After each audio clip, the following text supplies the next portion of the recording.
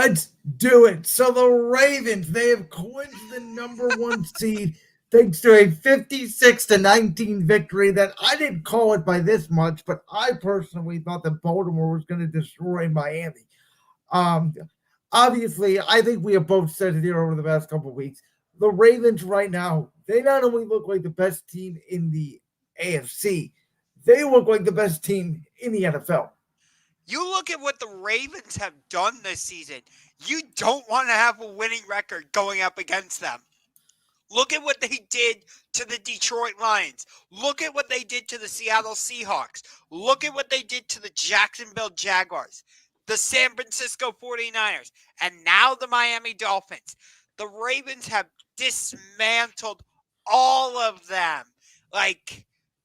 We had all this hype about San Francisco. What happened? Baltimore made them look silly. The Ravens are on a different level right now. Lamar Jackson's going to win MVP. And I think that's a sign, sealed, and delivered. Oh, I told you. I thought it was after the San Francisco game. Oh, I did too. I fully did. But I'll tell you what. I don't know if he's getting a lot of consideration for the award or not. But Zay Flowers should be Offensive Rookie of the Year. The way he has. Wait. Over your guy, CJ Stroud.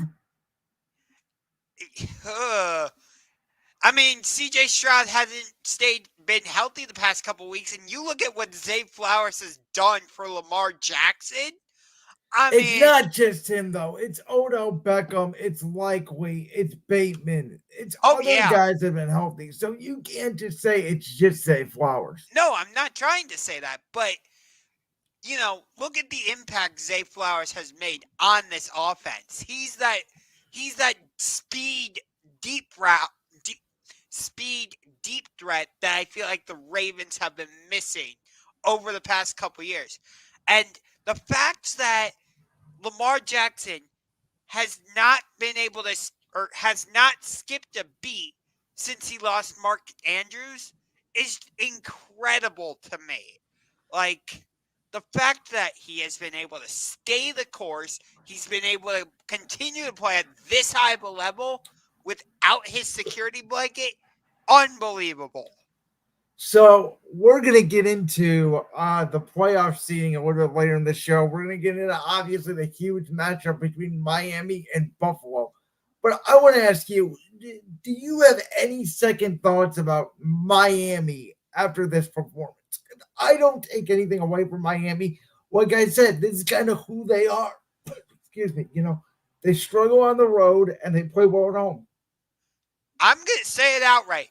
The Miami Dolphins are frauds. Well, you know what? I sort of disagree with that. We'll get into it. I know you're going to say this team is frauds. I know you've been waiting for this since about Sunday at about, I don't know, 3, 4. Are you going to let me finish? Are you going to let me finish? Nope, because you guys lost to the freaking Arizona Cardinals. Congratulations, buddy. You're the defending NFC champions, right? Hey, Josh, when we go back to San Francisco, you're not going to be laughing again. Hey, I admit it. I was wrong about San Francisco. But we're not talking about the 49ers. We're talking about your Philadelphia Eagles. And that was not a convincing win by them against the New York Giants. And then you come home and you lose to the Arizona Cardinals. And you say to the San Francisco 49ers, hey, here's the number 1 seed on a silver platter. Good job, buddy. Listen, there is a silver lining to all of it. There is. You know what travels in the NFL, Josh? It's called a run game. It's called an offensive line. My offense is not the problem. We still put up, if you want to count the pick six and say there was a defensive touchdown go out, we still put up 24 points, which should have been good enough to win the game. The offense was not the problem. My defense gave up 250 50 yards to the Arizona Cardinals rushing. We did not get them to a third down no less than 2 times in the second half. Arizona scored touchdowns on all 4 of their second half possessions. I don't know what the problem is. It's not talent.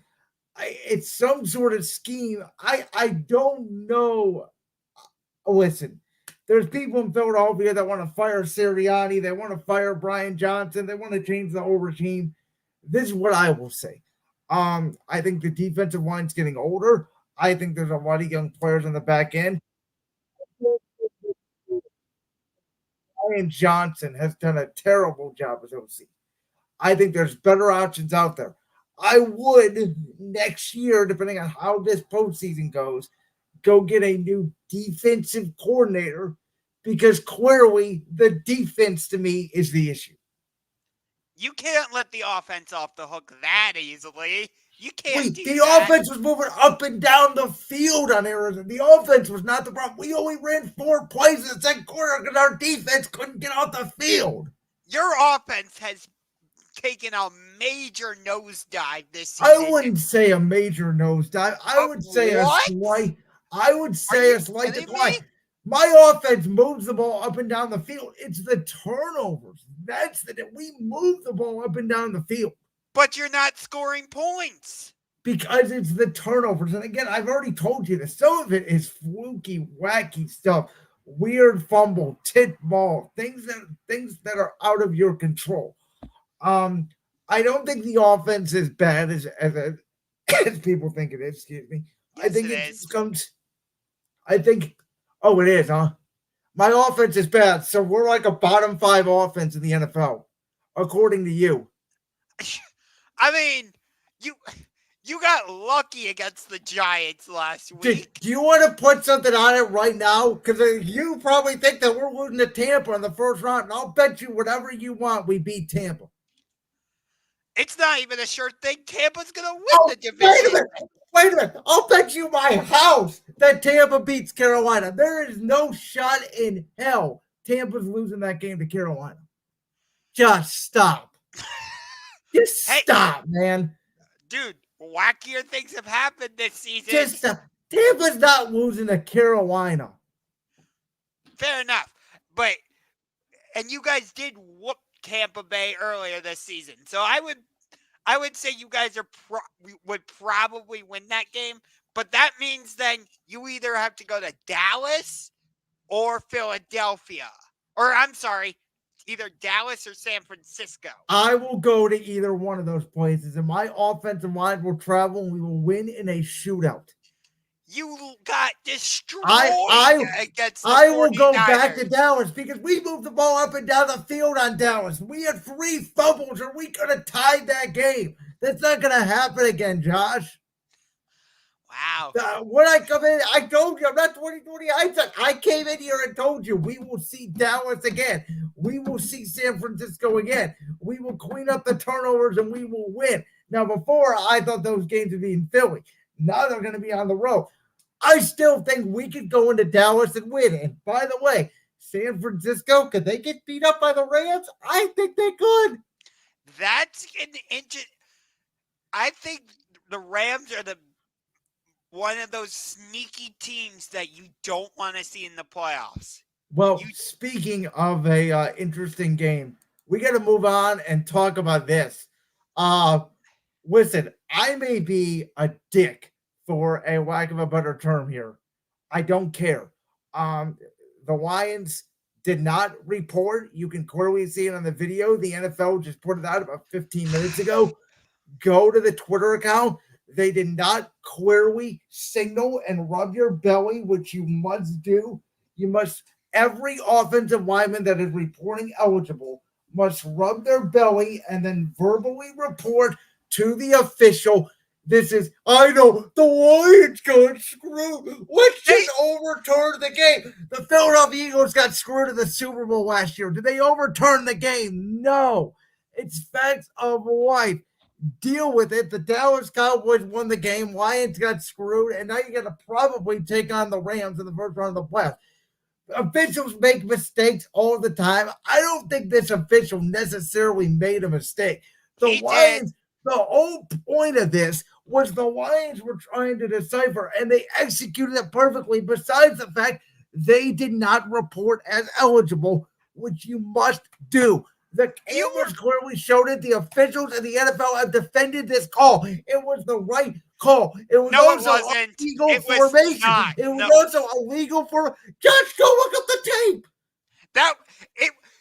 The call was so blatantly Oh, wrong. it was so blatantly wrong because you have two linemen line up on the line of scrimmage, and the wrong guy reported. No. Yes. No. The official assumed that number 70 was the one reporting eligible because he had been reporting eligible all day. Because 70 and 68 were both supposed to report as eligible. 68, the Lions got report. absolutely screwed. Did not report. So what are we going to do, Josh? Overturn the game? Do you realize how consequential this is? Oh my God. Do you realize what happened in the Super Bowl with 2 minutes left? Oh my God. Do you really know it's a consequential is? Like, dude. You're really defending the refs here? Yes, I am, because people make mistakes all the time. Do your job. It is on the players to show yourself and report as eligible, which he did not do. Go watch the freaking tape. This was one of the worst calls I have ever seen. Oh, I know, because we got to defend the Lions, because we're all upset because they lost to the Cowboys. Boo-hoo. You have got to be kidding me right now. They didn't even deserve to win the game. They played horrible. Your TV must have been broken. Was my TV broken, really? Because I saw Jared Goff throw an interception with about 5 minutes left. And it wasn't for Mike Boneheaded McCarthy throwing them over for the different award. They would have ran that clock out. Ay. Good Lord.